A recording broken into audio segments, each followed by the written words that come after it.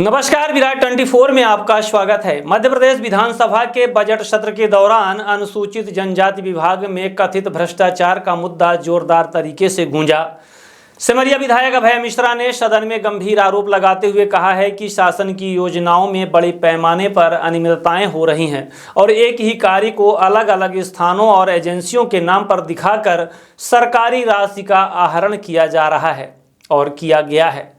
विधायक मिश्रा ने आरोप लगाया कि वर्ष 2016 से लेकर 2025 तक यानी पूर्व विधायक के कार्यकाल से लेकर वर्तमान समय तक किए गए कार्यों की निष्पक्ष जांच कराई जाए ताकि सच्चाई सामने आ सके।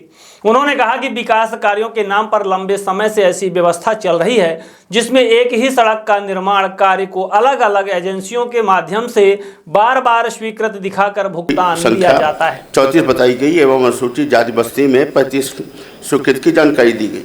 वर्ष 2020 से दिनांक 25/11/25 तक कोई कार्य विभागीय रूप से न कराने की जानकारी के साथ सिमरिया विधानसभा क्षेत्र में 3 कार्यों की स्वीकृति की जानकारी दी गई। ध्यानाकर्षण सूचना क्रमांक 34 17 दिसंबर में दी गई, जबकि यह ऐसी जानकारी दी गई जबकि प्रशासकीय स्वीकृति क्रमांक आजाका निर्माण 2024-25/03 दिनांक 1/4/25 में एक कार्य व प्रशासकीय स्वीकृति क्रमांक आजाक निर्माण 2024-25/05 दिनांक 1/4/25 पर 3 कार्यों की स्वीकृति प्रदान की गई। दी गई जानकारी भ्रामक है जो जांच एवं कार्रवाई योग्य है। वर्ष 2024-25 में स्वीकृत कार्यों की संख्या में विधानसभावार स्वीकृत कार्यों की संख्या के साथ इस हेतु तैयार नस्ती व आदेश की प्रति का विवरण प्रति देने के साथ उल्लेख किया जाए कि स्वीकृत कार्य किनकी अनुशंसा पर किए गए, इन कार्यों को किनके माध्यम से कराया गया, उनके नाम व जारी राशि के खाते क्रमांक का विवरण दिया जावे। विधानसभा प्रश्न क्रमांक 441 उत्तर दिनांक 4/12/2025 के साथ संलग्न परिशिष्ट अनुसार आदेश के प्रस्तांकन 5471 दिनांक 6/2/20 के आदेश क्रमांक 1210 दिनांक 24/3/22 आदेश क्रमांक 6016 दिनांक 7/3/23 में विभागीय कार्य कराने हेतु आदेश जारी किए गए। एक ही कार्य को दोनों आदेश में उल्लेखित कर निर्माण एजेंसी का नाम बदलकर कूट रचित बिल वाउचर तैयार कर राशि आहरित की गई। इसी तरह से अन्य स्वीकृत कार्यों की वित्तीय वर्ष 2016-17 से लेकर 2024-25 तक के कार्यों की उच्च स्तरीय दल बनाकर कराई जावे, जिससे शासन को हुई क्षति का खुलासा हो सके और दोषियों पर कार्रवाई के साथ राशि वसूली कर आपराधिक प्रकरण शासकीय राशि गबन पर कायम कराया जा सके। अनुसूचित जाति जनजाति विभाग के सभी कार्यों का अनुमोदन कलेक्टर से प्राप्त किए जाते हैं। फिर इस तरह की अनियमितता कर कूट रचित आदेश स्वीकृति प्रदान कर राशि गमन की जांच न कराकर जिम्मेदारों पर कार्रवाई न किए जाने से क्षेत्र में रोष एवं आक्रोश व्याप्त। सदन में चर्चा के दौरान मंत्री के जवाबों पर लगातार सवाल उठते रहे। स्थिति यह बनी कि विधानसभा अध्यक्ष नरेंद्र सिंह तोमर को हस्तक्षेप करते हुए कहना पड़ा कि ध्यान आकर्षण प्रश्नों के पूरक सवालों का संतोषजनक जवाब दिया जाना जरूरी है, अन्यथा सदन की कार्यवाही कैसे चलेगी। विभागीय मंत्री की अनुपस्थिति में रीवा के प्रभारी और पंचायत एवं ग्रामीण विकास मंत्री प्रहलाद पटेल ने सरकार की ओर से जवाब दिया। माननीय मंत्री जी। अध्यक्ष जी, हमारे सहयोगी मंत्री माननीय नागर सिंह जी की तरफ से मैं ये उत्तर आपके सामने प्रस्तुत कर रहा हूँ।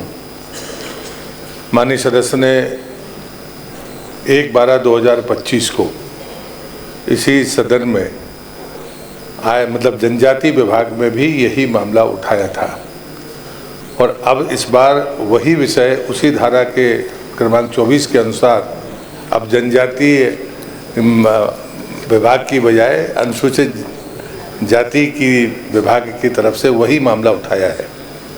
ये बात मैं सदन के और आपके ध्यान में लाना चाहता हूँ। दूसरा जो माननीय सदस्य का कहना है उसमें मेरे पास में दोनों कागज़ यहाँ पर मौजूद है। 24/3/2022 उस समय जब ये प्रपत्र निकला तो इस पर विभागीय एजेंसी का नाम विभागीय रखा गया, लेकिन 7/3/23 को बाकायदा संशोधित करते हुए और बाकायदा उसका सर्कुलर मेरे हाथ में है कि संशोधित करके एजेंसी को विभाग की जगह पर पंचायत कर दिया गया।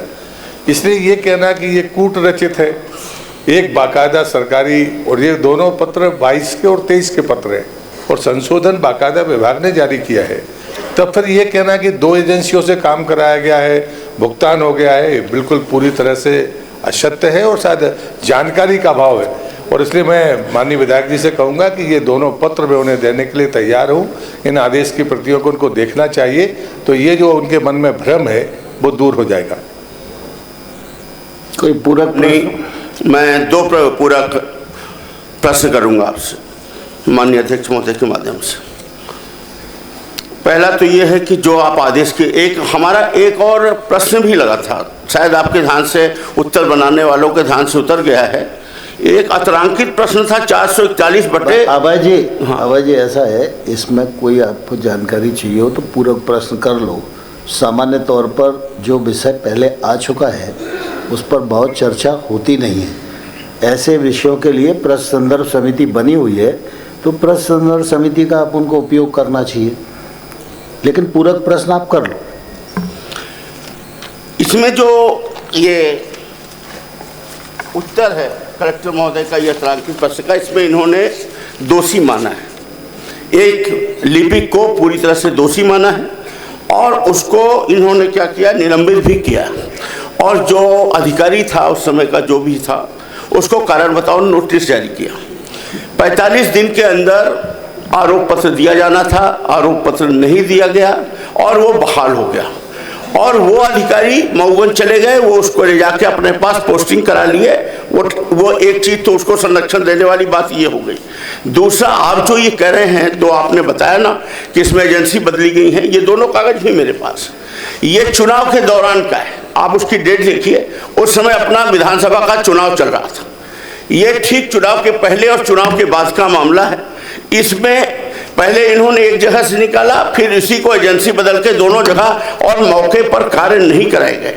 मेरा पहला प्रश्न ये है कि क्या इसकी मौके पर जांच करा ली जाएगी, और जो बाबू बहाल हुआ है आरोप पत्र नहीं देने वाले अधिकारी का, और वो जो अधिकारी है उसके विरुद्ध क्या कार्रवाई की जाएगी, ये एक प्रश्न है। फिर मैं दूसरा, उन्होंने आरोपों को त्रुटिवश हुई प्रक्रिया बताते हुए जांच कराने की बात कही, लेकिन विधायक अभय मिश्रा ने पूरक प्रश्न में पूछा कि यदि मामला केवल त्रुटि का था तो जांच के बाद कलेक्टर द्वारा संबंधित बाबू को निलंबित क्यों किया गया और नोटिस क्यों जारी हुआ।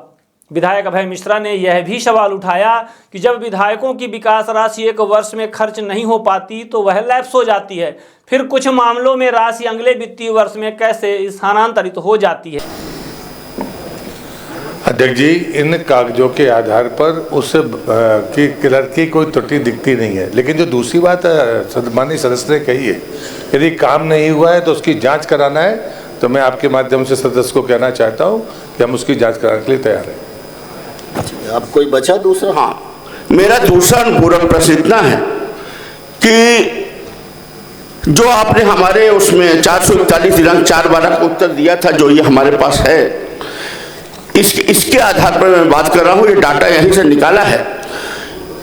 अनुसूचित जनजाति बस्ती क्रमांक 5-6 हरदुआ पीसीसी रोड, राशि 5 लाख। ये सूची क्रमांक 3 में उल्लेखित है, वर्ष 2022-23 में। फिर यही चीज वार्ड क्रमांक 5-6 हरदुआ सरल क्रमांक 3-8-13 में उल्लेखित है।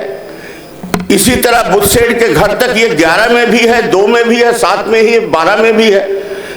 फिर आ जाइए ग्राम पंचायत बिहरिया में, ये भी 5 लाख रुपए का काम सूची सरल क्रमांक 2 में भी है, 7 में भी है, 12 में भी, तीनों का। मेरा कहने का सही है माननीय मंत्री जी कि इसमें जांच कराने में कोई दिक्कत नहीं होनी चाहिए। मेरा आरोप ये है कि ये लोग एक ही कार्य को कई जगह दिखा करके इसका राशि आहरण कर लेते हैं। सब वही लोकल स्टाफ में मिली भगत चलता है। आप भी इतने अनुभवी हैं, इस सत्र से आप अच्छी तरीके से जानते हैं, रीवा के प्रभारी मंत्री भी हैं, आपके सामने इस तरह का विषय बार बार आता है, आप उस चीज को जानते हैं। सबसे बड़ी बात ये कि एक अंतिम नहीं, यही प्रश्न का, हम विधायकों की अगर विधायक निधि सरेंडर होती है, हमने उपयोग नहीं कर पाया, हमारी निधि सरेंडर हो गई।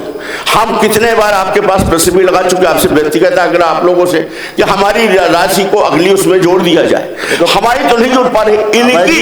इनकी एक वित्तीय वर्ष की राशि दूसरे वित्तीय वर्ष में कैसे चली, वो कैसे सरेंडर नहीं हुई? जो माननीय मंत्री महोदय अभी कहे तो उसका उत्तर दें। अभय जी बैठिए, मेरा आग्रह इतना है, प्रश्न में तो पूरक प्रश्न होते हैं, पूरक में पूरक होएगा तो फिर चर्चा कभी समाप्त नहीं होगी। माननीय प्रहलाद जी, उन्होंने इसे वित्तीय नियमों के उल्लंघन का संकेत बताते हुए शासन की राशि के दुरुपयोग पर रोक लगाने की मांग की। उन्होंने उदाहरण देते हुए कहा कि कई बार एक ही सड़क को अलग अलग नामों और स्थानों से जोड़कर नए कार्य के रूप में दर्ज किया जाता है और भुगतान निकाल लिया जाता है। श्री मिश्र ने कहा कि यदि निष्पक्ष जांच कराई जाए तो मामला केवल एक विधानसभा क्षेत्र तक सीमित नहीं रहेगा, बल्कि पूरे रीवा जिले और संभवतः प्रदेश स्तर तक बड़े भ्रष्टाचार का खुलासा हो सकता है।